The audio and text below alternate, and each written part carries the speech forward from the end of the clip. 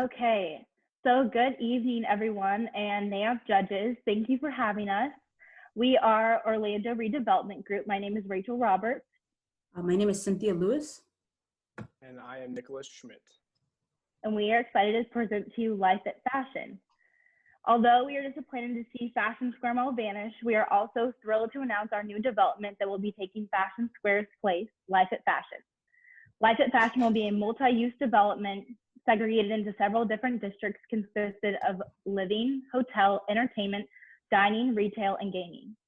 Our goal is to preserve some of the history of Fashion Square Mall while incorporating the modern day 21st century characteristics as well as futuristic experiential retail along with a cohesive, holistic entertainment center outside of the downtown that is family friendly while offering nightlife to our lively Orlando residents. Through a unique mix of tenants, we plan to bring in a development to Orlando that will attract individuals in a growing community who crave experience. Let's begin with our Life at Fashion open and walkable entertainment district, which will include Armature Works, a premier community destination with innovative eateries and coffee bars, including Foxtail Coffee Bar, reimagined event spaces, and an exclusive co-working space, creating a unique experience for Orlando's foodies, coffee lovers, and working professionals. Adjacent will be an urban chic hub made of shipping containers comprised of bar hopping style nightlife venues, including the open container wine bar, Due South Brewing Company, a relaxed microbrewery featuring a selection of craft beers and creative flavors, Rhythm and Vine, an eccentric cocktail bar, and the Courtesy Speakeasy cocktail bar, along with more quick service food options, including Tenant Taco, offering a creative spin on tacos and more, and Motor Burger, a hip and quirky eatery featuring creative burgers and sandwiches, catering to both daytime and nighttime food cravings of our Fashion Square visitors. Lastly, we have two-story Funky Buddha Brewery, where our culinary style creative beers become a reality, including an indoor-outdoor tap room and a spacious production room, available for touring for Life at Fashion's beer enthusiast guests. All opening up to an outdoor greenery and dining space with a live music venue where our locals and visitors can gather with friends and family and make fond memories in the desirable Life at Fashion entertainment experience.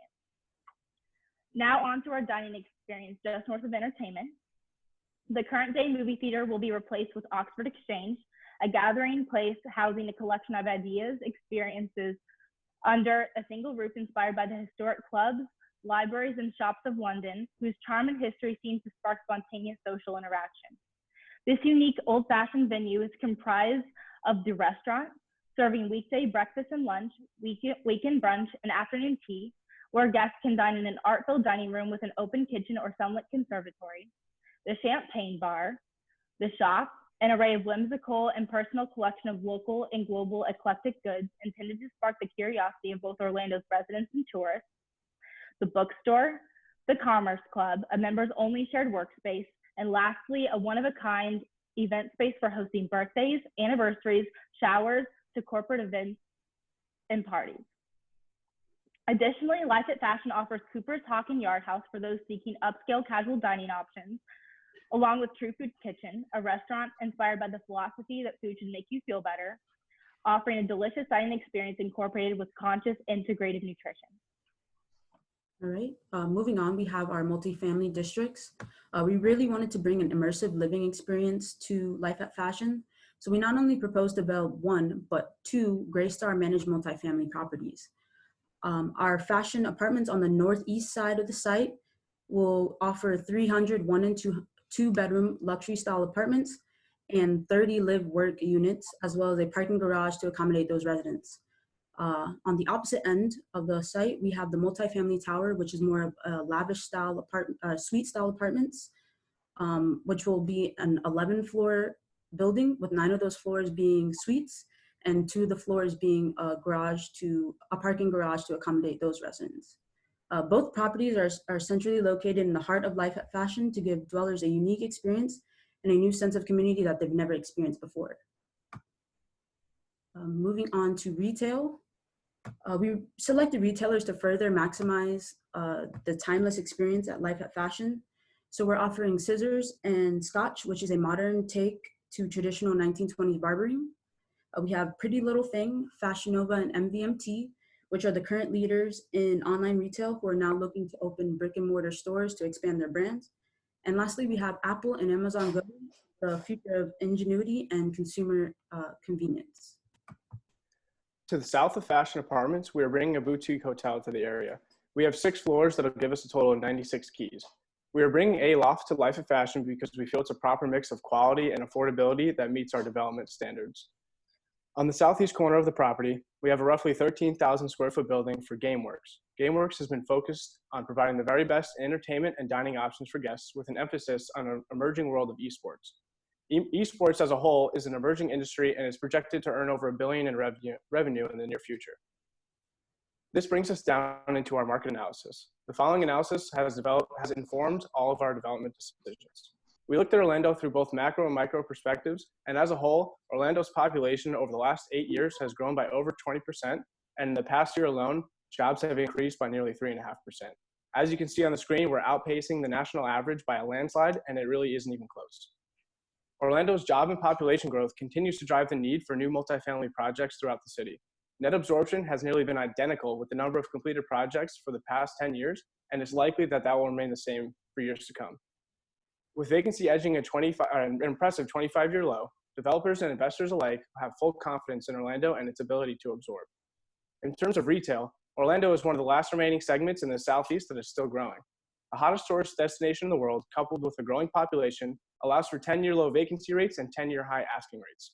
Orlando is home to a plethora of retail centers and large indoor malls and expansive outlets. Much of the activity and success is due to tourist traffic and is further boosted by the 2.6 million people that call the Orlando metro home. Orlando overall is a very strong market, and it's showing impressive growth in many sectors. However, we wanted to see how the market behaved near Life of Fashion, so we performed a 3-mile and a 1-mile study. Our study around Life of Fashion revealed that vacancy rates were slightly higher than the average than that of Orlando, and that nearly 2,300 multifamily units were currently under construction. Despite those facts, we still decided to follow the growth trends. One of our goals with LAF was to bridge the gap in the community, connecting neighboring areas and supplying a place not only to live and play, but to work as well, all collective in one central hub. With the introduction of our live-work units, Life of Fashion has brought the office home. Live and work allows people to enjoy what a full office space can offer, with the room for all necessary equipment and ability to host clients and colleagues when necessary. We saw this as a must-have here at Life of Fashion because, like most things, workplace environments are changing.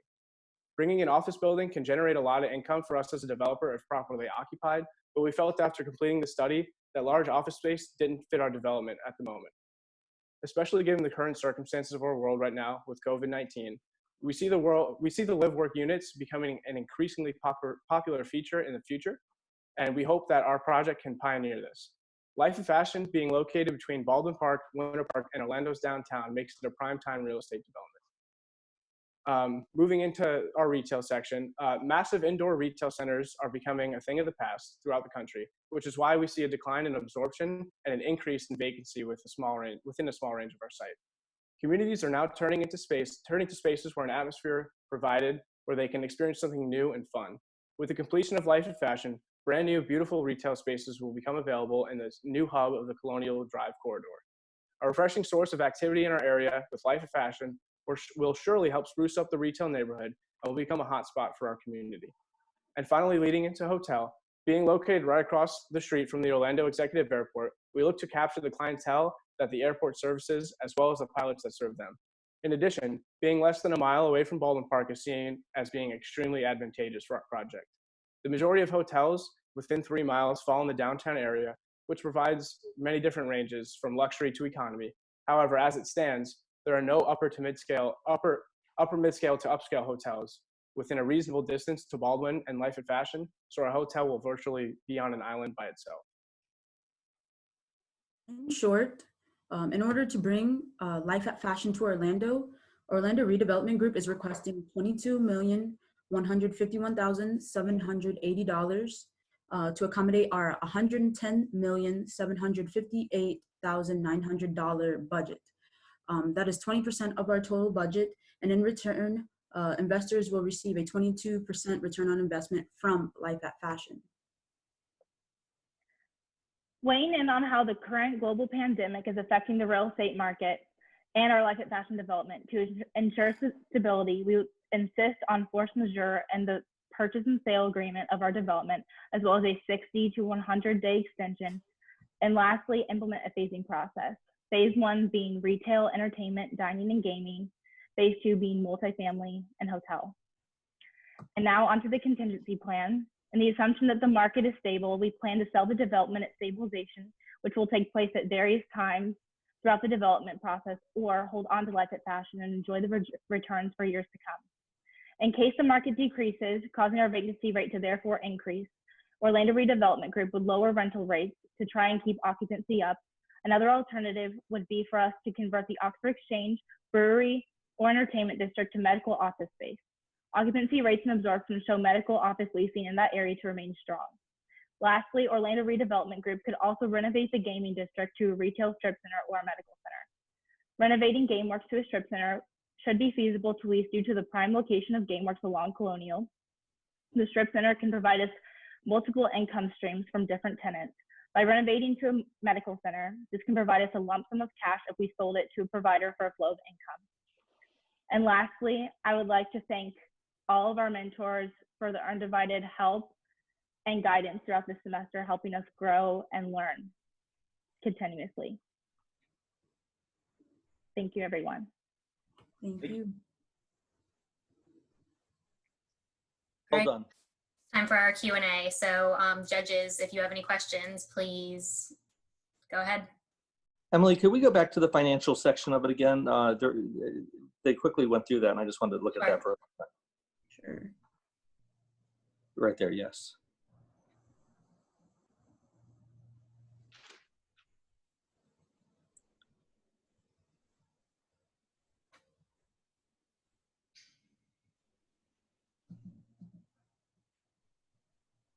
Am I missing an exit value? Yes, we do not have that as of right now, but we can get that back to you. And do you have an overall NOI? Again, we do not have that here with us, but we can get that back to you and make sure we're giving you the accurate number. No, I think your presentation, I think you did a very good job. I think the uses are very good. I think the ideas are very good. The names you had are very good. But at the end of the day, you're here to make a profit. And so you've got a cost of $110 million, but I don't see if we make money or not, which has to be determined through your land sale to your residential and also your net operating income and what your value is at the end of the day and what your return is, your return on investment. So, I mean, those are pretty important things that are missing.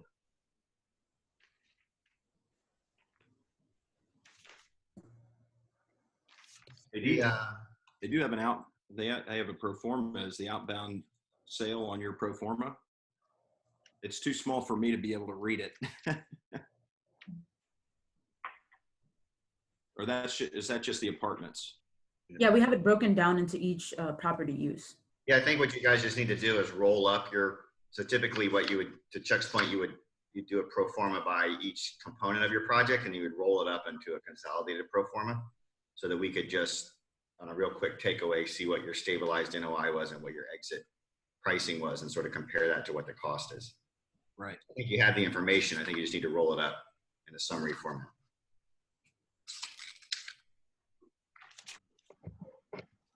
I have a question.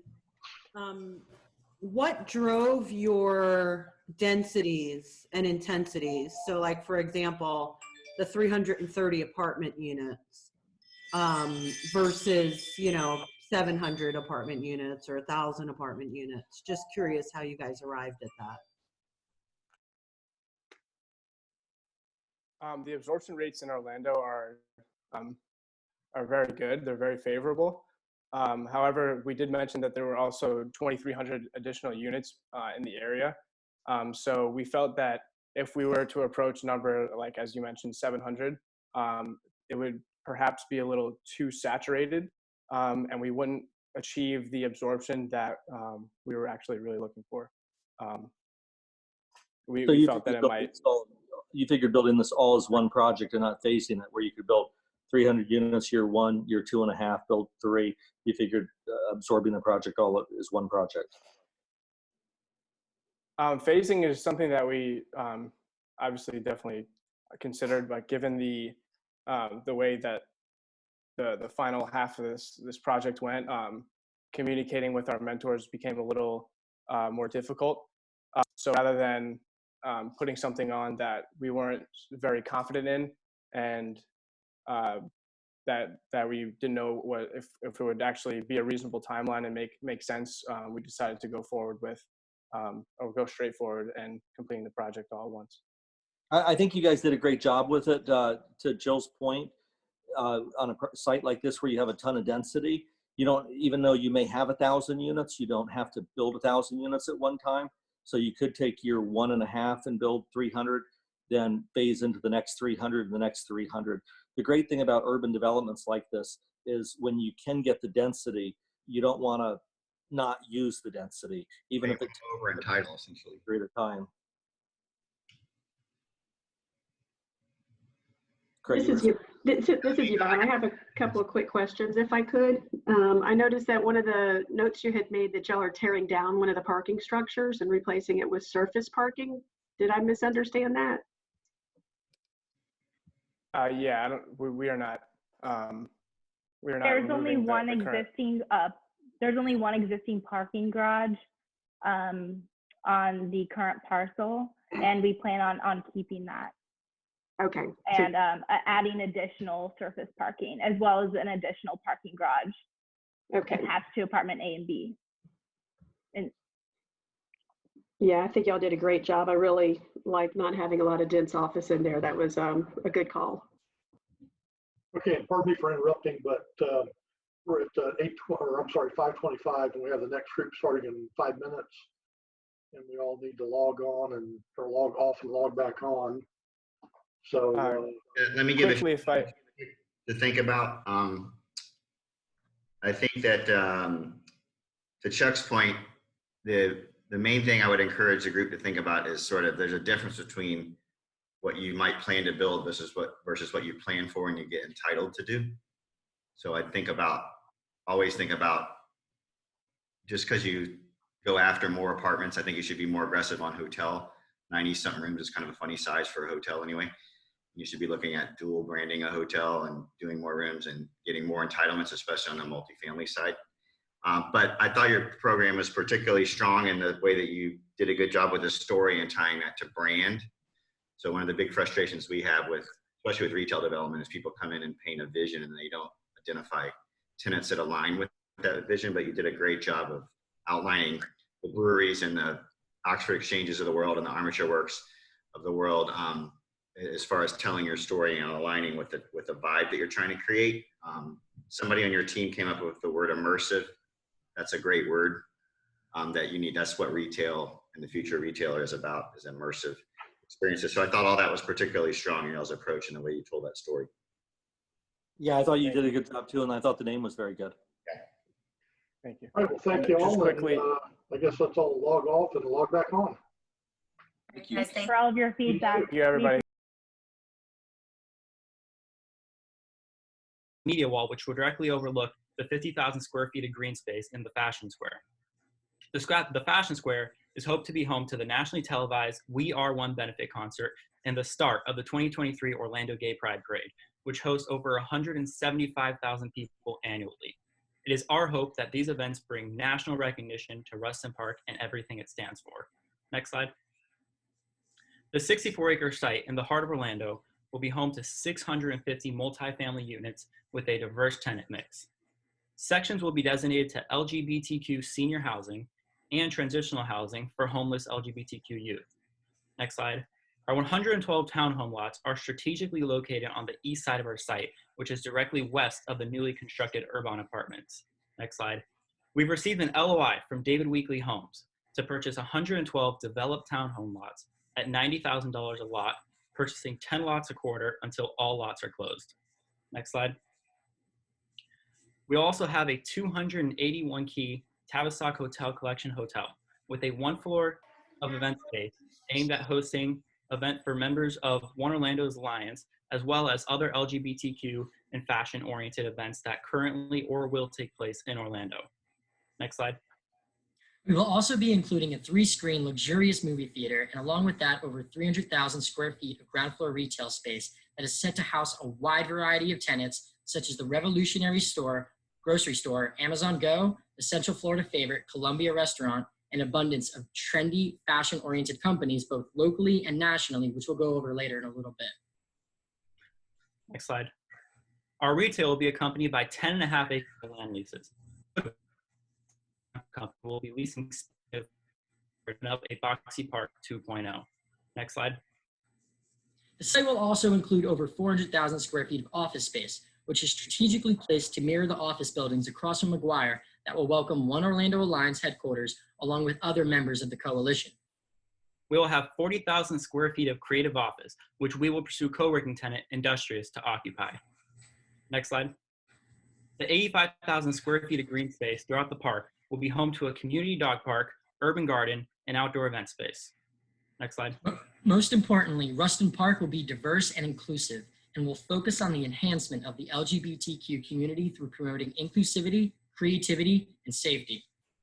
Our architectural inspirations are drawn from modern architecture and are aimed to showcase the architecture itself as art.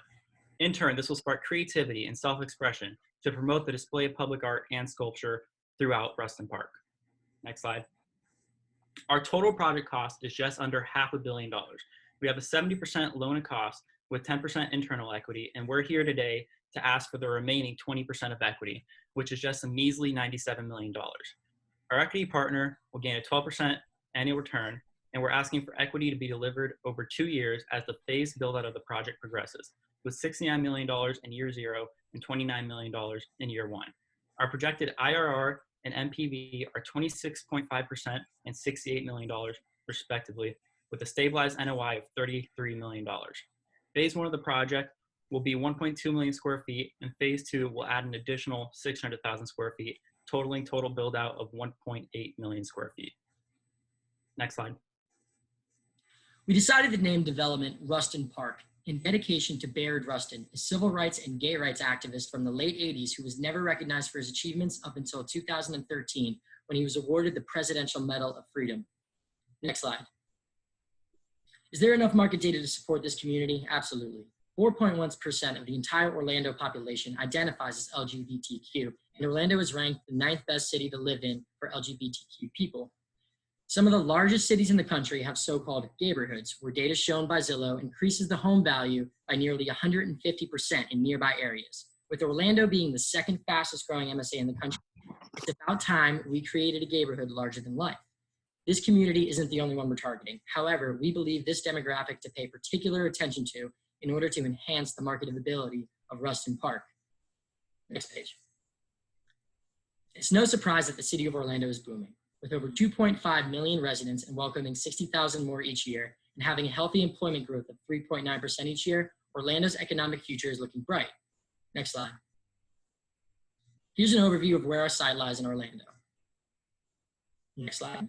If you look a little closer, within a 3-mile radius, there's over 115,000 residents with an average household income over $88,000 and a population growth of 1.54%. The immediate area seems to be very active and healthy. Next slide. Orlando has seen a healthy retail market in recent quarters with over 1.2 million square feet on the way this year and an average vacancy rate of 6.8%. Next slide. Orlando's employment growth has continued to bolster Orlando's office market. In the direct submarket, the average asking rent is a healthy $27 per square foot and has a vacancy rate of 5.34%. Next slide. There's no surprise that there is a housing shortage in Orlando. Vacancy rates are approaching an all-time low, and Orlando has seen a 10-year streak in rent growth. Next slide. The objective of our marketing plan is to promote an inclusive, creative, and safe space that invites commercial and residential tenants from all walks of life. Next slide. We'll use our website to drive community outreach by reaching out to local news, LGBTQ, and professional organizations to spread the positive goals of Ruston Park's message throughout the Central Florida community. Next slide. We will be hiring JLL to handle the leasing efforts for the retail and office space while relying heavily on direct mail and social media to get the word out to individual consumers about Ruston Park. Next slide. One Orlando Alliance will be our main LGBTQ tenant that will attract tenants of this community. They will bring with them 42 organizations who will promote the enhancement of the community. Johnson & Wales is a known South Florida fashion school that CBD hopes to secure to occupy 40,000 square feet in Building F. A leading fashion school will continuously feed fresh talent into the Central Florida fashion market. Amazon Go is grocery shopping for the future. You walk in, grab what you want, walk out, no cashiers, no payment, nothing. We're anticipating Amazon to open Florida's first Amazon Go grocery store in Building I, which will attract grocery shoppers from all over. Next slide. None of this would have been possible without our incredible consultant and mentor team, who we greatly appreciate. Next slide. We'd like to thank everyone else in the Central Florida market that has helped us consult throughout this project. We had an amazing time working with everyone and can't wait to hopefully see Ruston Park come to life. Please join City Beautiful Development and the One Orlando Alliance in putting Ruston Park on the neighborhood map. Thank you.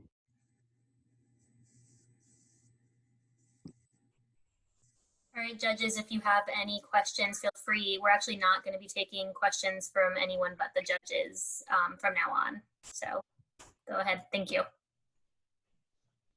Chuck, you can go first.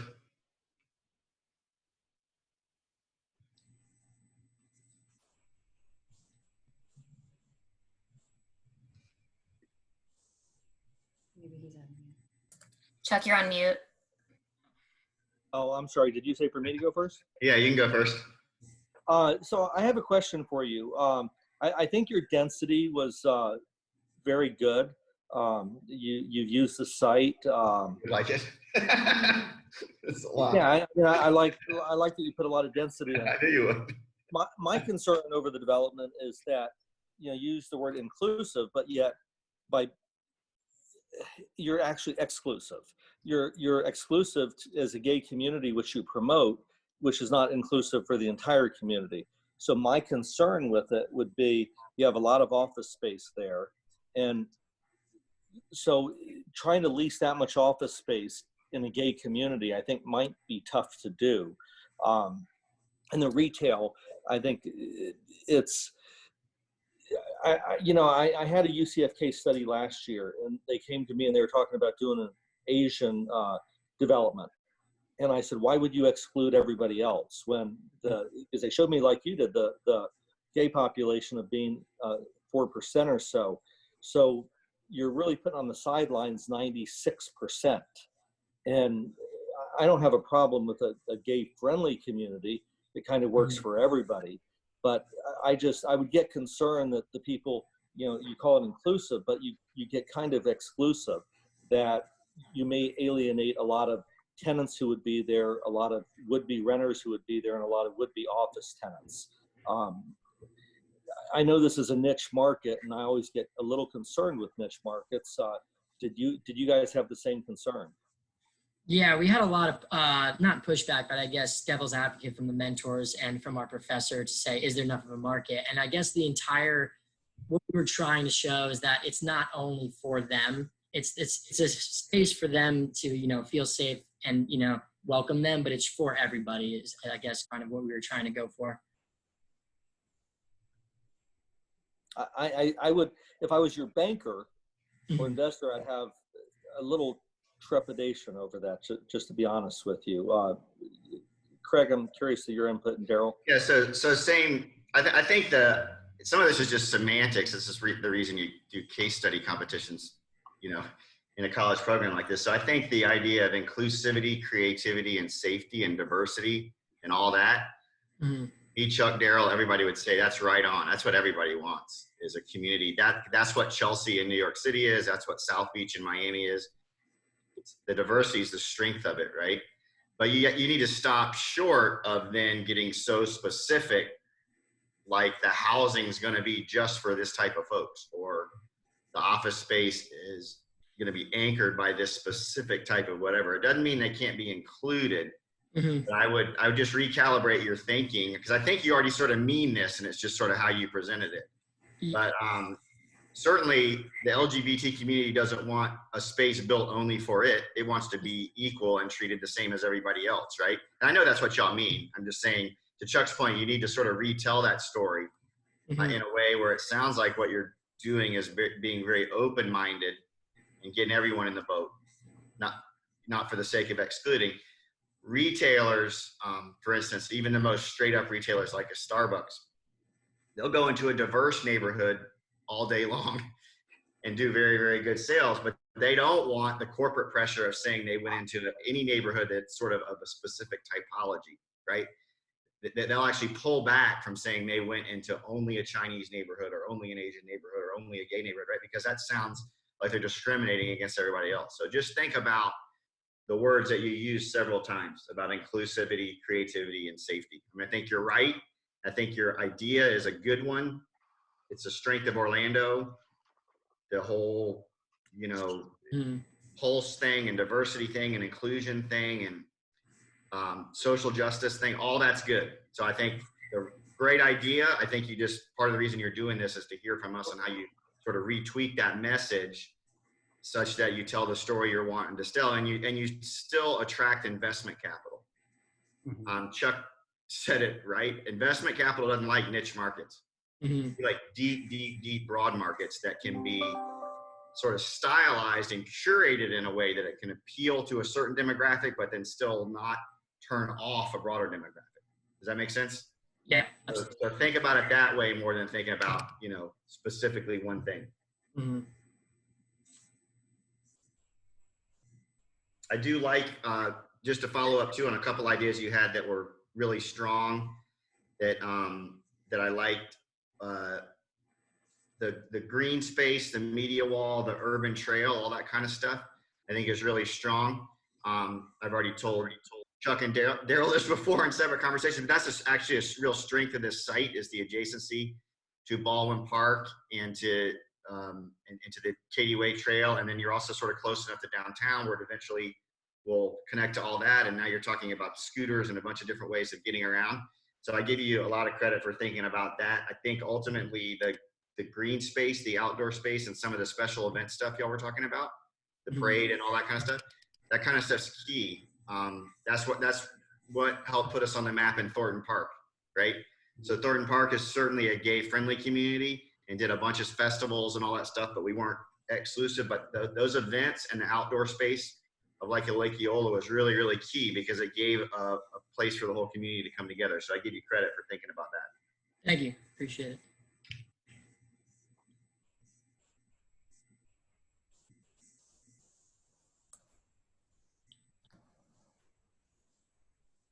Daryl, Yvonne, do you have any questions?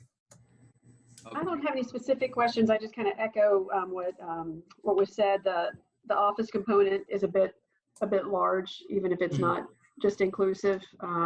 But it looks like you're going to phase it. I'm always a little concerned about second story office over retail, but that will figure itself out. But I thought you did a really nice job pulling all the different uses together. It's so supportive, really nice tenancies mixing together with the fashion district coming in there, the fashion show. So I thought that you could see that you guys put a lot of deep thought into this. So really well done, I think. Appreciate that. Thank you. And I have a question for you. Did you approach the home builder about this, and is that a true LOI that they wrote? It is. We had a LOI signed from them a couple weeks ago. That's really interesting because you know, we know there's a good residential component to that property, be it apartments. You know, when we purchase a piece of property like that, you always look at what are the best ways to mitigate some of your purchase price, and you know, always to make a sale, whether it's a ground lease. You know, sometimes we don't. We want to keep it and just try to create every piece of revenue on the property. But if you have somebody like a home builder come in like that, that can mitigate a good portion of the purchase price where you're not so deep into the land, it's a good thing. I think that was very creative thinking to go to the home builder. Yeah, especially Chuck on the back piece where you're not really giving up any frontage or anything. I mean, that would be a good offset to your upfront price. Yeah, because Baldwin Park's done very well with their townhomes. Right. That's right. Extension to that right next to the Katy Way Trail. So I thought that was well thought out. Yeah, we thought it fit perfectly right there next to the Urban Apartments, since they have townhomes and they're rather high end. Yeah, that was a very good idea by your team. Thank you. Daryl, you have anything? Yeah, I had basically the same thoughts as the other judges. Particularly what jumped off the page at me was targeting a project to 4% of the population gave me pause. I also wondered about the legality, how you approach it. you know, we can't discriminate in housing and restaurants and places of worship and businesses. So I wondered if anybody looked into the legal aspects of what you were proposing. That said, though, I thought the LOI that you generated jumped off the page at me as good. I thought you had a good density and mix of uses. I like that Amazon Go idea. The group that preceded you, one of the things that the judges zeroed in on is trying to understand your financials a little bit, and we didn't really get into that here too much. And I was, even though I have my glasses on, I was straining to read, what basically your total project costs, and then your outbound sales to how much money are we going to make if we invest in your deal. So that's a question that I have for you that maybe you could talk to us about. What exactly is the question? How much are we investing, and then how much are we selling for, and what's the difference between those two numbers? So if I invest in the deal, how much money are we making? How much are we putting in, and how much are we getting out? All right, so the total ask is just under $98 million, and the equity I can give you 4 years of interest on that would be $43 million. Anything beyond 4 years would take a minute to calculate. And then we dispose of the assets at different years, but I have a combined terminal value from all the different years, and the combined terminal value is just under $587 million. Okay. And so what does it cost to get to that, and what's the delta, the difference between the two? So investors or lenders or equity are going to be looking at how much money are we putting in, and how much, whether we keep it as an income property, we apply a cap rate so we can drive a value. Even if we keep it, we want to know how much money we're making. So that was something that we talked about with the first group as well.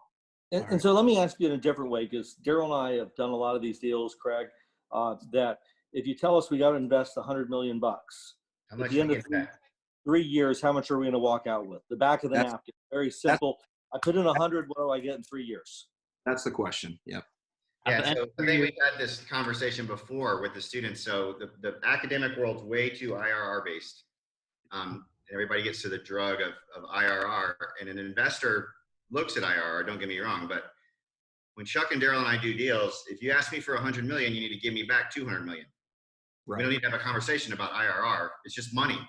And that's as simple as your presentation needs to be. It needs to be that up front about, if I invest this much money, how much money do I get out, and how long does it take me to do that? I mean, that's what you're asking, right, Daryl? And do you have that information? If we invest 100, what do we get in 36 months if we sell it? Yeah. 36 months. So you don't have to answer it now, because I know you guys weren't prepared to calculate all this, but we're just trying to lead y'all down the path. And you might have it. Yeah, I don't have that exactly. I can tell you that after paying back your initial equity, you would, in year 3, you would have made $43 million. Okay, that's useful. After initial equity. Which is good. And that's not bad. That's 1.5 time. That's not bad. As you work on deals like this, all of us will always look at your presentation and say, this is good, this is great, fine tune this, make these changes here and there. But at the end of the day, everybody cares about, what are we going to make? How much am I going to put in? What am I going to make? And then I'm going to discount what you say I'm going to make to what I would be happy with. So if you tell me I'm going to make 50 million in 3 years, and I say, okay, I'd be happy to make, if I make 10% on my money in 3 years, that's 30. And if I make 30, I'm okay. Believe it or not, at the end of 3 years, 50 is a little thin on 100. I know that sounds greedy, but when you look at 10% a year is 30. Yeah, it depends on risk and everything, Chuck, but yeah. Right, I agree. But anyhow, just as you guys work on these in the future, one of the most important things, or the most important, is how much will we make? I think you guys did a good presentation. You put a lot of density into it. Like I said earlier on, I get a little worried about just focusing on one. You know, if they're part of the community, it's gay friendly, that's all great. But to label it as something, I think it would be very hard to get debt and equity for, labeling it as something that's a 4% draw to the population. All right. That's all the questions I have. Okay, we're logging out and then on to the next one. Okay. Thank you guys, appreciate it. Thank you. Yes. Bye-bye. Bye.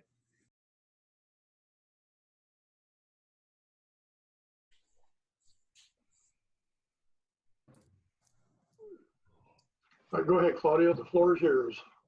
Okay.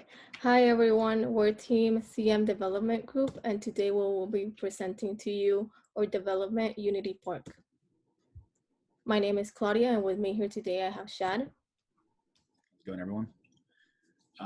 We're going to jump right into our site plan. So we plan on using the 45 acres of the property in the centralized area to kind of create a flowing area where we create two roads that connect Colonial and Mcguire. The idea is that along these roads, you're going to have high pockets of activity, be able to charge higher rents, and have more customers flowing in and out. What we're attempting to do is have out parcels on the road, 20,000 square feet of site pad with smaller Taco Bell style fast food restaurants on that section. Moving up on the left side, we have two retail sections and a gaming center. The gaming center primarily used for having events about once every month or once every 2 weeks, but in those intermediate times, we use it for having people there coming in and using the rigs or the stations to pay a fee of $6 an hour, around that range, to use it hourly. Moving through the project, we have a residential section in the middle where we're going to have around a total of 120,000 square feet in that one section of just pure restaurants and other kind of boutique retail in that section. We're trying to centralize that area to that, get people around there, get them seeing the restaurants, get them experiencing the project as a whole. Top left area, we have two $45,000 office centers. Primarily, we're going to lean on using Amazon for those, one Amazon Gaming, one Amazon Web Services, to kind of connect in with our gaming center, having be able to test services there, having be able to test out the new projects. And then the D site pad that you're seeing, primarily used for an Amazon Go station, which is their cashierless grocery store. And on the right side of the project, we have a 315 key hotel split between two different types of hotels, and then a residential section below it for 515 dwelling units. And moving on to the next section, Claudia will take the market analysis. As for the market analysis, we found that this would be a great location for target market, that being because of the close proximity to Winter Park, Baldwin Park, downtown, and the Orlando Executive Airport, as well as Full Sail University, EA Orlando, and UCF. In 2018, it was found that Orlando ranked as the second best city for gamers. And as you can see in this chart, in 2019, the total revenues for the esport industry was about $1,096 million. And it is expected that by 2022, this is going to grow up to $1,790 million. As for the average rent for multi-family residential units in this area, they tend to range between $1,100 up to $3,300, depending if it's a 1-bed, 1-bath, or 2-bed, 2-bath, or if they want a view or any other amenities that they choose to add to their unit. For vacancy rate, we found that it was about 2.4%, and rent for retail, restaurants, and office, they tend to range between $21 up to $38 per square foot, and the vacancy rate tends to be between 4.3% up to 15%. As for the hotel market, the daily room rate would be about $120 up to $227, and this is not accounting for peak season in Orlando. And the occupancy rate tends to average between 83% up to 87.50%. As Shad mentioned before, on the market site plan that we have, we want to add some specific features to this development, like the Amazon grocery stores. Which makes it unique is their cashierless technology, as well as having an indoor gaming center and an outdoor exterior where people can lounge around and enjoy drinks at the outdoor bar that we will have next to the gaming center. So moving on to the big financials for the project, our total construction costs looking at $251 million, with our personal equity request of 15% at $35 million, a bank loan of $181 at 70%, and external equity at $35 million, also at 15%. We're looking at a total IRR of 26.72% for the project, and that's based off of financials we'll see later in the presentation. Now we'll go over some of the assets that Shad went over during the site plan. As you can see here, we plan to have about 515 units for multifamily residential.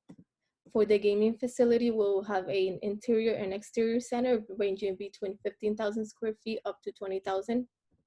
And for the hotels, we plan to have the AC Hotel by Marriott with 190 keys and the Element by Westin with about 125 keys. As for retail, we plan to have space for Gap and Home Goods with spaces ranging between 15,000 up to 20,000 square feet, and office spaces would be for Amazon for their gaming service as well as web services, and each office space will be about 45,000 square feet. We also will offer pad sites at this project venue, and 3 of them will be located facing Colonial Drive, and 1 will be for the Amazon Go Grocery, which will be facing Mcguire. The Inlay restaurants, we will have 7 different buildings ranging between 1 floor up to 3 floors, and sizes will range between 20,000 square feet up to 60,000 square feet. So moving into our total rents, we're looking at the biggest 2 draws of the project being the residential and hotel rents, with all the other properties kind of being auxiliary to that, offering services and drawing people to those sections of the property. Looking for a work, play, live environment, and having people there that are providing for the restaurant, providing for the retail will kind of boost their numbers, make sure that they're surviving and we're not having high vacancy. Moving to the next section, Claudia will go through our construction. Here we have our construction timeline, which we will start building hotels and pad sites during the 2nd quarter of 2021. As for the gaming center, exterior and interior, as well as inline restaurants, we are planning to start construction during the 3rd quarter of 2021. And during the 4th quarter, we plan to start construction for retail. As for the multifamily and outdoor bar, we plan to start the construction during the 2nd quarter of 2022, and during the 3rd quarter, we will start construction on office spaces. So for our overall exit strategy, we're looking at selling the pad sites as soon as we get that first rent check in to try and capitalize on those. For restaurant, outdoor bar, and retail, the 2nd year where stabilizations will occur as we're going to have clients come in there and have locked in contracts. And then on the 3rd year, we're planning on selling our hotel, gaming center, office, and multifamily as they've stabilized and are kind of producing a steady NOI from there on out. The next section is sensitivity tables. So for our retail, we're looking at $22 a square foot for our average rent at 30% vacancy in that first year, decreasing down to what we would assume to be 5% from there on out. But judging by first year vacancy and our rents adjust, this is what it looks like. I wanted to make the ranges wider to show that it could definitely suffer if rents drop significantly, but hoping to lock in those long-term contracts and sell it quickly to make sure that these are as high as possible. The next section we're talking about is the restaurants, which is a little less flexible, little smaller ranges as far as we're getting at $22.46 a square foot. And at 55% vacancy in that first year, we're still bringing back 27% IRR. The next section is our office, which we're planning to lock in also early. $23.50 a square foot at 30% vacancy in that first year, dropping down to 5 by years 2 to 3 range. We're looking at 25.54% IRR, and that's even low for the market considering it's $20 to $30. The next thing is residential average rent. So right now we're looking at a 40% vacancy projected in that first year at $1,750 a square foot for a 2-bedroom, 2-bath. But that drops down to $1,650 to $1,850. You see how that changes according to vacancy. We're obviously assuming these vacancies drop down to 10% at stabilization. And the next section we're going to talk about is hotel room rate vacancy. So we're talking about at $168.14 a night at 40% vacancy, we're bringing in 24.83% IRR. And that's kind of a solid range that we're looking at.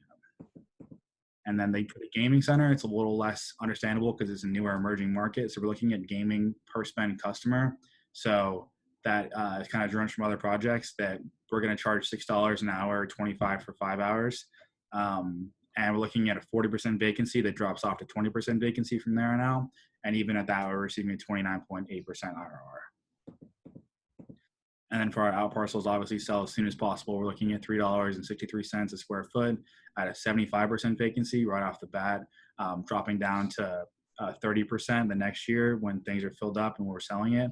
But bearing that all those results, we're still going to bring in a 26.52% IRR. And for our overall performance summary, this is what it looks like. So EGI is growing obviously about 10 million every single year. Our OPEX grows considerably 3 million. What we're planning on doing is losing money in that first year when we're talking about using the construction timeline, talking about how the debt's still being paid. We're going to lose money, but we're trying to uptake that with the sales in years 1 and 2 to supplement that. And then in year 3, selling the entirety of the project and making a profit. This again averages out for a 26.72% IRR. And then we would like to acknowledge all of our mentors and our professors for helping us along the way, even in these trying times when things can't be as easy as they are. Thank you.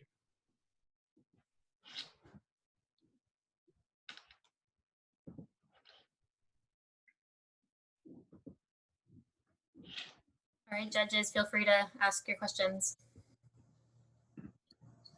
We get to be big again on the screen?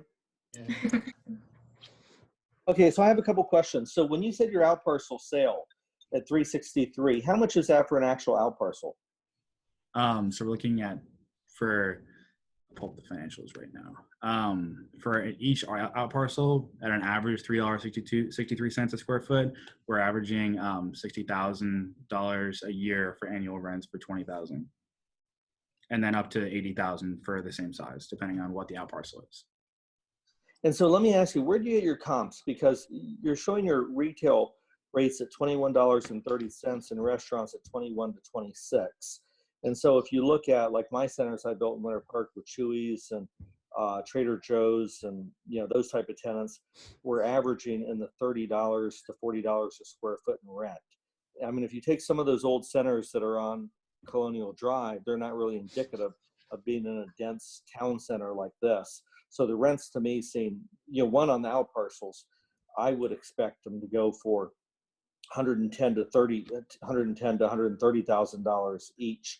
But I would never put a Taco Bell at the end, at the entrance of a town center like this. I wouldn't want Taco Bell at the entrance. I think that would diminish the value of the rest of the town center. But even if I did, I would think Taco Bell would be 120 to 130, and then my retail rates would be 25 at the minimum to $35 a square foot in rent. So how did you come up with these rents that you have? We actually got them from our mentors during the meetings. I think they're wrong. I just think the rents are higher, which is your internal rate of return, which is good. And then my next question, which we've asked group 1, group 2, and now your group, is what is my total dollar investment and what do I walk out the door with at the end of 36 months on an exit? So the total investment, you're looking at $35 million. And then at the culmination of the project, you're looking at around $76 million you're walking out with. And how long is that? After 3 years. That's good. That's a good return. And it may be better if the rents are in fact conservative, as I agree with Chuck. Yeah, there's probably some disconnect that y'all wouldn't know about, but there's some disconnect between your development cost and your rent, because there's no way you're achieving that IRR at $20-something a foot rents, right? Basically, cost to build stuff. So y'all wouldn't know that. That's a challenge in this exercise every year, and it's even more of a challenge when you can't meet in person and go over that kind of stuff. Yeah. But said a different way, the reason Chuck is reacting to the rents is because we all know the reality. To generate an acceptable return on a project like this, the rents would have to be a lot stronger. Yeah. But y'all wouldn't necessarily know the difference. I'm just saying that's probably what we're all reacting to when we see the rents, right? Because they look like. And Craig, what you're saying too is if we took a deeper dive, we would probably see costs are actually higher than. Yeah. So I think they're probably, you guys might have ended up being right on your IRRs, and I like the fact that the numbers you just gave sort of on doubling your money in 3 years. That's a good metric if you're ever looking for one. We'll usually take those deals. But if you're light on the cost side and you're light on the rent side, you might have still been able to get the IRR to work. So my gut is you're probably just light on both sides of that. It's way more expensive pre-COVID-19, way more expensive. Chuck and I and Daryl are complaining about it all the time, way more expensive to build stuff than it should be. And it takes rents that are, somewhat unbelievable to do it. I like the dual branded hotel and the fact that you guys explored an extended stay hotel in combination with the AC hotel. So talk a little bit about what led you to that conclusion. We chose those two because they're both operated by Marriott International, and one of them is on their lower end of the Right. scale, and the other one is more mid-range. Right. And we thought it would be a good price scale for that area based Mhm. on the other hotels in the area. And then on the, I'm a little bit confused on what I'll call the town center part of it, right? The middle of the district, which is like C, E, F, and G, right? That's like where there's all the restaurants. Yes. But then you all said those are multi-story. Yes. So is it sort of like there's some use above it and it's all restaurants, or are you just sort of being, maybe you're generalizing that there's a lot of restaurants, but then there's mixed in probably some professional service, retail, and other uses? So the idea that we're going for there was that, especially in that town center section, having the bottom floor be luxury style or mid-range restaurants, and have the second floor be an executive center, and then barring regulations having an executive, an outdoor bar on the top. Regulations on elevators where you have to swipe a key to get to a certain floor. So we're trying to use that area above and take advantage of the primary area. I had one more question, sorry. Oh, this gaming thing, which is interesting. I can't figure out who does that. Did you guys run across, like, do you do this yourself as a developer and operate it? Or is there a branded one that you ran across in your research, like who runs it, like in the same way that Chuck E. Cheese runs a family entertainment thing? In other words, I'm curious as to how the gaming thing works. So in the research that's funny that you mentioned that, because of my age, Daryl's age, and Craig's age, you're the second group that brought up the esports. And I wrote down on my pad, not to cut you off and I'll let you speak, but esports, Amazon Go, and Amazon Office are very interesting that the younger groups are all looking at. So like to Craig, I'm to the same place. Is that something that I lease to a tenant, or is that something I have to put money into and operate and hope makes money? And that's I think where Craig's going with that. Yeah. So the market's super new, and a lot of research we did had differing explanations of that. So a lot of what I could find was mostly what the gaming centers were putting out in Philadelphia and Los Angeles and Las Vegas as far as they were charging, and then just overall cost for the building. But it's difficult to find who was actually operating the system. So that's why we just try to base those off of we were going to operate them and then sell them on once they were stabilized. Yeah, it's an interesting idea. But yeah, you're talking about like in Las Vegas with MGM, it appears to me at least, they kind of run their own gaming thing, but then they charge per customer, right? Yeah. And then generate an income stream. And ultimately, to Chuck and I's point, that's a little bit less attractive to a developer because we're having to invest our own capital to create and a one thing else too to point out, and I've learned this because I own a wheel and I drive. I own the Starflyer ride. I own a restaurant on Sand Lake Road called Slate. And there's two different businesses. If you're a landlord, you're a landlord. Someone comes in, they're the best operator of Subway, they're the best operator of esports, they're Publix, they're the best grocery store. And we trust them to operate their business and pay us rent every month. So we want to collect rent. All of a sudden, when you're a landlord, then you become an operator. So I'm a landlord, I invest into esports and I'm operating the business, which I have no clue how to run that business because I can barely run the Zoom thing. So, where Craig started off with that is I would ask Alexi, who runs my leasing, go contact an esports tenant. I want them to rent space from me versus, oh, I got to put my money in and hope this business makes money. And it becomes a lot less attractive when I personally become my own tenant. So we as landlords would be looking for that tenant, the Publix who rents space, or a GameWorks who rents space, versus we're investing into a space hoping that people join or have memberships or whatever it is. Right. Yeah. Daryl? I agree. I also like the fact that you guys thought about 515 apartments that I thought was good. And I don't know if your mentors led you to your sort of density or not, but your program is I wouldn't call it modest, but it is somewhat modest. And I mean that as a compliment. Because the easiest thing, especially seeing what's happened over the last couple of months, me, Chuck, Daryl, we're always going to be pushing a group like y'all to just get us the most density we can and talk us into this huge, grandiose thing. But sometimes it's actually good to think about just doing sort of the blocking and tackling that it'll be profitable. and you never go broke making a profit. And y'all's, just the amount of money you're asking for and the amount of zeros that are behind it and the amount of total square footage you had, to me, just it feels very realistic, and I mean that as a compliment. So it kind of feels like appropriate. I don't see it as being really risky. It's also, you know, maybe doesn't have the potential to make the money as something that has more square footage and everything. But I just wanted you to know that I kind of like that about it, in the sense that this seems sort of very, you know, it's got out parcels, it's got whatever, you just sort of march through it and you can make some money and then go on to the next one. But it didn't seem overly complicated or overly risky, and I kind of like that about it. Thank you. Yeah, you know, to Craig's point, I looked at a deal today, and this deal where you're saying you invest 35 and you get back 75 is very attractive when you compare, do I invest 100 and get back 200? Right. Because risk factor of putting in 100 to get back 200 is a much bigger bite. I looked at a deal today where we were looking at, we invest 12 and we get back 15, Yep. or do we invest 25 and get back 30? And I was thinking, gee, if I could do 12 and make 3 million versus 25 and make 5 all day long, I'd rather have the 12, and it's a little bit smaller of a return, but it's a lot less risk of an investment. So I think you did a good job on that side. Yeah, thank you. Okay, thanks. Daryl, you have any more? Yeah, I think it's basic and it's conservative, and I like in our business we try to under promise and over deliver. So I think your rents were conservative and your site plan is not maxed out. So I agree with what the other judges have said. Thank you. Okay. Yvonne, do you have any comments? Nope, I agree. I'm good. All right. All right, well, thank you all, and just the last team's coming up here in about 8 minutes. Okay. All right. Thank you guys so much. Thank you. You guys, Sure. good job. Have a good night.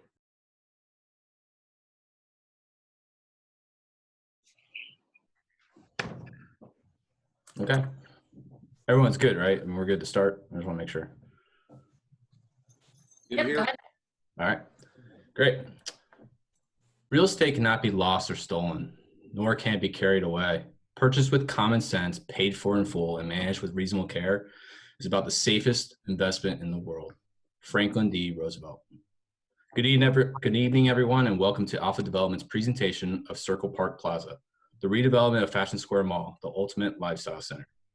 Our development team wanted to create a site as a one-stop shop for any individual, whether you're looking for entertainment, grocery, medical care, restaurants, retail, a place to work, live, or stay. We are the destination. My name is Michael Wensinger, CEO of Alpha Development, and presenting with me today is our COO, Brian Cochran, and Director of Marketing, Alex Eastwood. We are also accompanied by our Director of Design, Manor Schmidt, and our CFO, Michael McLam, for the Q&A at the end of the presentation. I will now turn it over to Director of Marketing, Alex Eastwood. Thank you, Michael. When we sat down and talked about what we wanted to bring to this redevelopment, we had one thing in mind. We wanted to create a site that is a one-stop shop for any individual. We want to be the destination. Circle Park Plaza will feature 3 components: living, lifestyle, and leisure over its 62 acres, consisting of approximately 580,900 square feet of total development. We decided to include the purchase of the southwest parcel for $750,000 per acre, being roughly around 17 acres. We plan to individually parcel each building and sell it at a market cap rate, leading to a more desirable IRR. We plan to develop the site in 2 phases. Phase 1 of construction begins with the bulk of the demolition starting from the southern sector, then moving north. Phase 2 of the construction begins in the eastern sector, with the retail assets beginning construction shortly after the demolition of the surrounding area and will continue into year 2. Meanwhile, the western sector will begin once demolition is complete. This site plan gives us the confidence to say we are the destination. Moving forward, as previously mentioned, we have 4 market channels consisting of retail, multifamily, a hotel, office space. So I am now going to pass this back along to Michael as he's going to break down 4 of our asset classes. In 2019, Orlando outperformed most markets for retail, and that was partly due to a high job and population growth in the metro. This job and population growth bolstered tenant demand in the area, leading to a desire for Target to relocate from across Mcguire and anchor our plaza with a brand new Target Supercenter. As well as the LOI from Target, we also received an LOI from Cinépolis, one of the leading luxury cinemas in the US, which is paving the way for a new way to go to the movies. Our development will include a 4-story, 135 square foot standalone office building where we have a signed LOI from $1 billion defense contractor, Peraton. Orlando has low vacancies for office properties compared to the national average, and the market is attracting other major office tenants. Peraton plans to occupy all of the 135,000 square feet for a total of 10 years and 2 5-year options.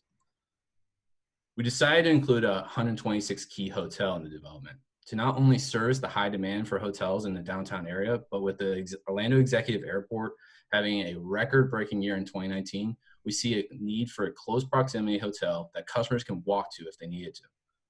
Due to the pandemic, however, we did not receive an LOI from our hotel developer until the very last minute. So our financials show us building a hotel and franchising it to a major brand. As previously stated, Orlando's population, job, and personal income growth are causing a new wave of multifamily development in the metro. Based on current market reports, multifamily is extremely attractive to investors and is showing high returns with rent rates increasing exponentially. We have a signed LOI from a multifamily developer to enter into a joint venture where they handle the construction. Alfa Development would be entitled to a pro rata share of 40% of the net operating and disposition profits. I'll now turn it back to Alex to explain some of our key LOIs. Thanks, Michael. To continue, we have the innovative entertainment sector of our development. What that brings 2 very innovative ideas. The New York Beer Project and Putt Shack were leased into strategic locations on the property to attract people on the entertainment level, which was lacking in the immediate area. The New York Beer Project will offer a 2-story building featuring a brewery, tap room, gastropub, and plenty of space for private events. Putt Shack is a new innovative way to bring people together with 3 9-hole mini golf courses with neon lights, bright colors, vintage props, and a few surprises along the way. Putt Shack not only brings the most innovative putting experience, but it also brings high-end food and drinks with cultivated menu. We believe these 2 tenants will bolster the nightlife of Circle Park Plaza and create a higher demand for the new restaurant tenants, which will in return drive rents up. To continue, I'll touch on why we brought CubeSmart and a medical office tenant to our development. Bringing CubeSmart self-storage facility is a great way to capitalize on our investment in a hassle-free way. The demand for self-storage facility is incredibly high in the area, with rates appearing in the $80 to $100 foot range and increasing year over year. With a high price per square foot in the immediate area for homes, it creates limited storage in both residential homes and apartments. This increasing demand for residents to seek out storage elsewhere. CubeSmart is the 4th largest self-storage company in the United States. Moving on to the medical office and surgery center. Shifting demographics and growing needs for outpatient care supports medical office demand. An aging U.S. population and rising healthcare needs are bolstering the medical office sector. The strong demand for medical service personnel is outstripping the labor pool as well. To combat shortages, healthcare businesses are favoring outpatient care as well as enhanced technology. These trends favor purpose-built medical office facilities. As well, the medical office and surgery center that will be included on the property is an actual relocation of the Orlando-based medical tenant. Due to the nature of the real-world deal, non-disclosure agreements were signed and the information cannot be shared other than the square footage and the rental rate they will be paying. I'm now going to pass this along to Brian to continue. Thank you, Alex. Our development will be financed as follows: a 75-25 capital stack at a 3% interest rate with no external investors taking on the cost. This is to keep equity in-house so we can recoup our gains in the terminal value. As you can see from our market analysis, Alfa Development plans to include a vast asset diversification to increase revenue over time. This is to avoid unneeded costs throughout the time of construction. We calculate our retail lease to be a triple net with an average of $35 per square foot. Our land leases will vary depending on the agreement, tenant, and development. The Target Supercenter plans to be a land lease at $850,000 a year, while a CubeSmart plans to be rented at $200,000 a year for a 6-story self-storage facility, with both being pad-ready sites. Alfa Development's joint venture with the multifamily developer will include a 300-suite apartment complex that Alfa Development is expected to earn just over $600,000 a year. As said before, the hotel will be a boutique, which will allow larger than average room prices, increasing our annual revenue. We have signed an LOI with Doodlebugs to build and occupy a daycare facility after the purchase of a 1.5 acre pad-ready site with a total of $1.5 million. The breakdown of our master reformers is as follows and shows what we are bringing gross and paying back in our debt services. We expect to pay off our debts before the time of sale, so we recoup more terminal value on the entire development. We estimate a rate of return to be about 24%, depending on current market conditions at the time of sale. Handing it right back off to Michael.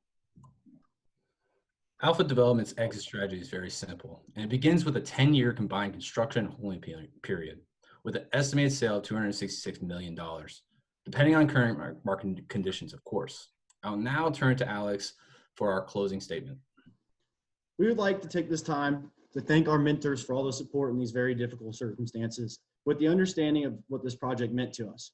We'd also like to take the time to thank the judges for you being here tonight.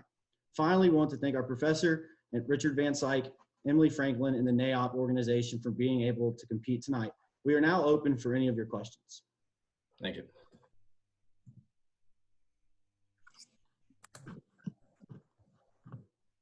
I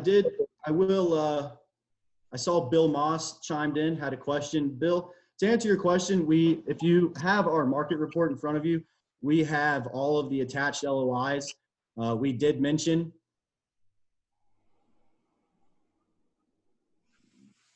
Bill muted. Yeah, in our report, all the attached LOIs are in the appendix at the end of the report. So if you need to see those, they're in there. So is Peraton a real deal? Yeah. And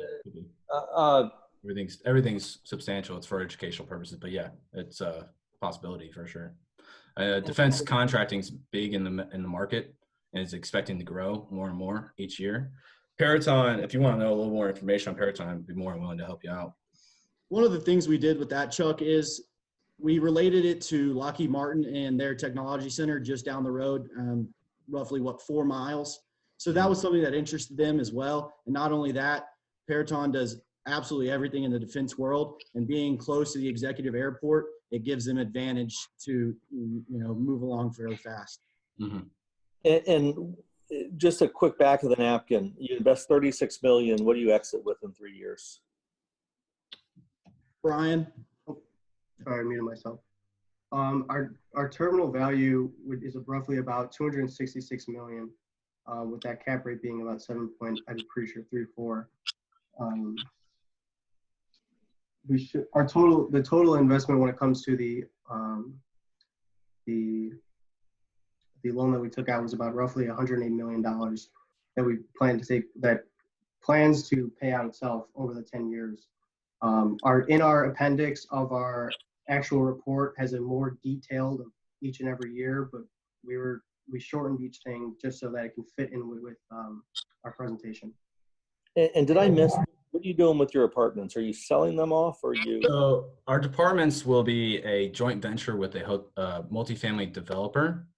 We're going to be giving them the land, and then we'll retain a pro rata share of 40% of the net operating income and disposition profits. Mm-hmm. So the total investment is $36 million. Yes, I believe so. Brian, can you? For our initial outlay, yes. Coming from our pockets, the skin we have in the game is about $36 million of initial equity. And I didn't get the answer, but at the end of 3 years, what's my $36 million valued at, and what's it valued at upon, you said, a 10-year exit? That would be the. Do you have those? I believe. Michael? Yeah, do so. you have those numbers for me?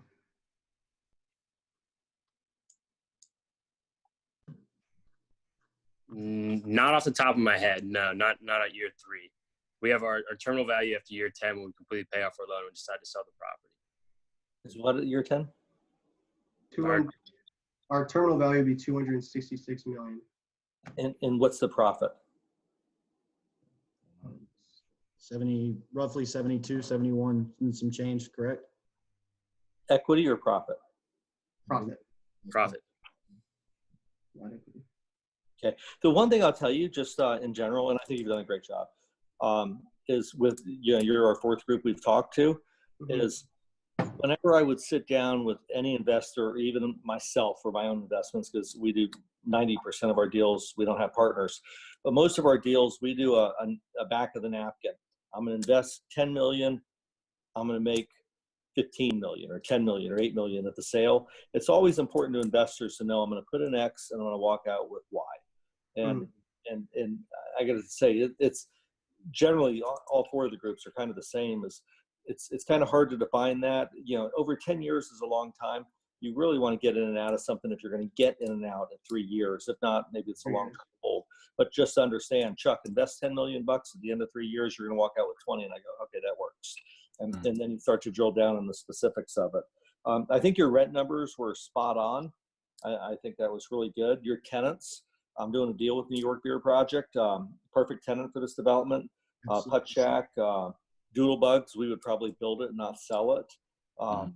The sale to toll, I think you did a good job. So overall, it's as I look at these, we're going to hang up after you guys, and the judges are going to talk, and they're going to say, who did the best presentation? And what I'm going to ask the judges is, if we had to assign this to somebody, what team would we rather assign it to? Who's got the vision, who can take and run with it? And I think you guys did a good job with that.